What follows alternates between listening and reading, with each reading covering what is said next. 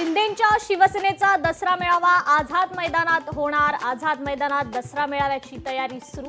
पाऊस असला तरीही मेळावा तिथेच होणार, सूत्रांची माहिती। लोकप्रतिनिधींच्या मराठवाडा दौऱ्यानंतर आज राज्य मंत्रिमंडळाची बैठक। नुकसानग्रस्त शेतकऱ्यांसाठी काय होणार घोषणा याकडे नजरा।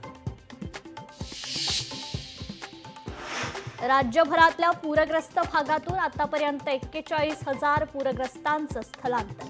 सोलापूरमधून सर्वाधिक अर्थात 13,724 पूरग्रस्तांचं स्थलांतर। महिनाभरात राज्यात 26 लाख हेक्टरवरील पिकाला फटका। खरीप हंगामातील 52 लाख हेक्टरवरील पिके पाण्यात। अहिल्यानगरमधल्या तणावाप्रकरणी 150 ते 200 जणांविरोधात गुन्हा दाखल। पोलिसांकडून 30 जणांना अटक।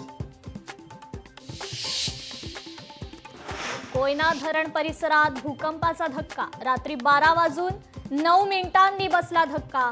जीवितहानीचं वृत्त नाही। गेले काही दिवस सातत्यानं कोसळणाऱ्या मुसळधार पावसानं मुंबई आणि आसपासच्या उपनगरात घेतली आज विश्रांती।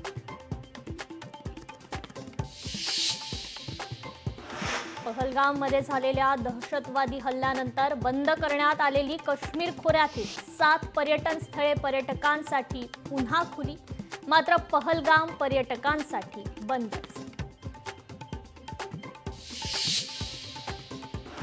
तामिळनाडू करूर इथे झालेल्या चेंगराचेंगरीच्या घटनेची चौकशी करण्याकरता स्थापन करण्यात आलेल्या शिष्टमंडळात शिवसेनेचे खासदार डॉक्टर श्रीकांत शिंदे यांचाही समावेश।